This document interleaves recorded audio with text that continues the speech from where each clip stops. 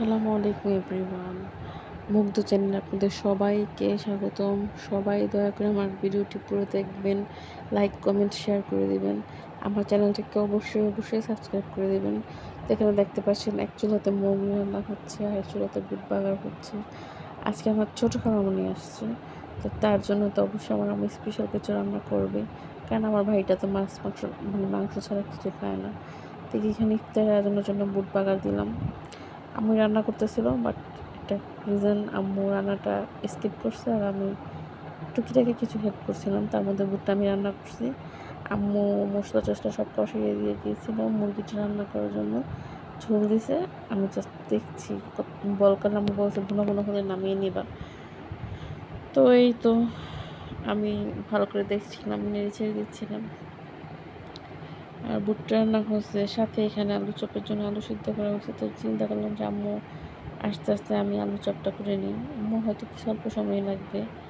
আসলে আমার মামাতো বোনের একটু বড় মামার মেয়ের অবস্থা একটু খারাপ ছিল, ও শারীরিকভাবে একটু অসুস্থ, তোকে দেখতে গেছে আমাদের কাছাকাছি এক রোডই বাড়ি, হয়তো কিছুক্ষণের মধ্যে চলে আসবে। তার ফাঁকে আমি ভুট্টা বাগার দিয়ে নিলাম।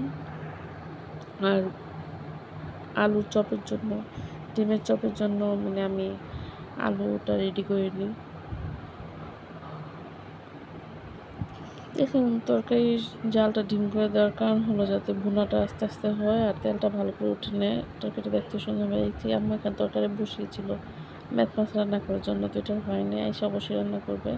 আর আমি মাছ রান্নার ব্যাপারে মানে আমি আম্মুকে হেল্প করতে চাই না, কারণ আম্মুর তরকারি বেস্ট হয়। আমি রান্না করলে হয়তো আমি খেতে পারবো না, কেউই খেতে পারবো না, দরকার নেই আম্মু রান্না করুক। এখানে আলু চপের জন্য দেখেন আমি কী নিয়ে নিই। আলু চপটাকে হাতে ক্যামেরা ধরছিলাম আর করছিলাম, তাই বিশেষ করে সব কিছু ক্লিয়ারই করতে পারিনি। এখানে পেঁয়াজ নিয়ে নিচ্ছি, সাথে মরিচের এবং লবণ নিলাম। তারপরে আপনারা আমার আগের ভিডিওতে দেখেন আমি মরিচ এবং পাঁচফোড়ন এগুলো বক্সে গুঁড়ো করে রেখে দিয়েছি। এখান থেকে আমি পাঁচফোড়ন নিয়ে নিচ্ছিলাম আর সাথে নিয়ে নিচ্ছিলাম মরিচের গুঁড়ো। তো সব কিছু নিয়ে আমি আলুর চপটা তৈরি করে রাখবো, এগুলো করে রাখলে কাজটা অনেক তাড়াতাড়ি হয়ে যায়।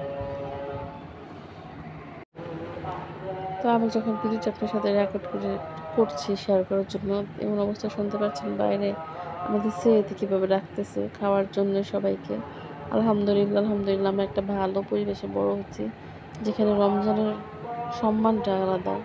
এখানে রমজান মাসে সবাইকে ডাকার জন্য অনেক আলাদাভাবে কষ্ট করে সুন্দরভাবে ডাকে, সুন্দরভাবে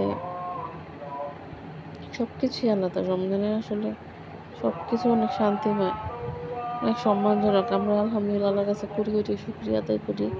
যত করবো ততই কম হবে যে আমাকে আল্লাহ ইসলামিক ফ্যামিলিতে, ইসলাম ধর্মে নিয়ে জন্মগ্রহণ করছি, এটা আল্লাহর কাছে অনেক বড় পাওয়া।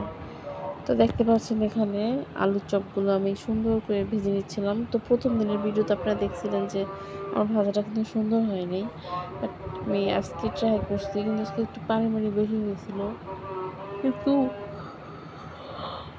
ওই দিনের তুলনায় আজকে ভাজাটা মাসাল্লাহ সুন্দর হয়েছে। তো এখানে ভাজতেছিলাম আর আন্টি সালাদ বাকি কিছু পরিবেশন করছিল, বিসমিল্লাহ এটা একটু দেখতে আসলাম।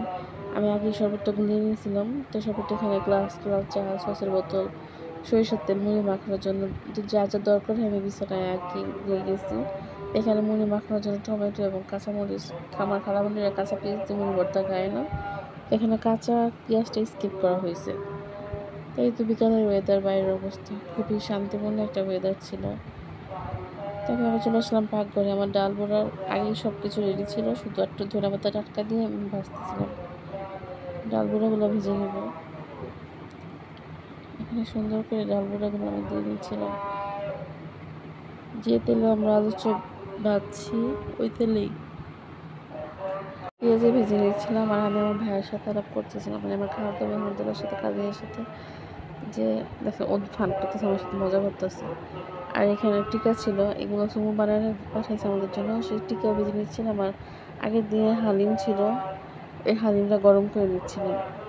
এই তো ইফতারি, আসলে ইফতারি আমেজটাই আলাদা। ইফতারি রমজান মাসের ইফতারির মতো এত খাবার একসাথে হয়তো আমাদের ভাজাপুরি খাওয়া হয় না, পরিবেশন করা হয় না, খুব সুন্দর লাগে দেখতে। আর আলহামদুলিল্লাহ সবগুলো খাবার অনেক মজা হচ্ছে। দেখেন আমাদের জানালার পাশে একটা পাখিটা চলে গেছে। তো এই তো টিকা বেজে নিলাম আর সব কিছু প্লেটে সাজিয়ে নিচ্ছিলাম। এই টিকাগুলো এক এক করে তুলে নিচ্ছিলাম। একসাথে টিকাগুলো তুলে নিব, তারপরে প্লেটে সাজিয়ে আমরা ইফতারের জন্য খুব অল্প সময় বাকি ছিল, চলে যাব। দেখেন পাখিটা কি সুন্দর, আল্লাহর রহমত কত সুন্দর, আল্লাহর সৃষ্টি অপরূপ। আল্লাহ আমাদের কত কিছু খাওয়ার তৌফিক দিয়েছে রমজান মাসে, একটা মুখে কত ধরনের স্বাদ দিয়ে দিছে। তো এখানে আমি একটা প্লেট আলুর চপ, ডিম চপ, টিকা এবং ডাল বড়া, সাথে এখানে বাটিতে ছিল হালিম, সবগুলো বিছনায় এনে রাখলাম। আর এখানে নিচে থেকে মানে আমাদের নিচে ভাজাপুরি বিক্রি করে আমি মামা, তো এখানে হলো বেগুনি আর সিঙ্গারা নিয়ে আসা হয়েছিল। যেহেতু আমরা মানুষ একেবারে অল্প, আন্টিরা 3 জন, আমরা 2 জন, তাই এত ভাজাপুরি দরকার নেই। আমি তো বেগুনি খাবো না, আমার অ্যালার্জি। তো এই যেখানে কলাও নেওয়া হয়েছিল, এক এক করে সব ইফতারি আনা হয়েছিল, সালাদ ছিল। আর মাঠাও নিয়ে আসবো, মাঠাটা এখানে আপনাদের কাছে দেখাতে শেয়ার করতে পারিনি। তো ভিডিওটি দেখবেন, ভালো লাগলে লাইক কমেন্ট শেয়ার করবেন, আমার চ্যানেলের পাশে থাকবেন, আমাকে সাপোর্ট করবেন। আল্লাহ হাফিজ।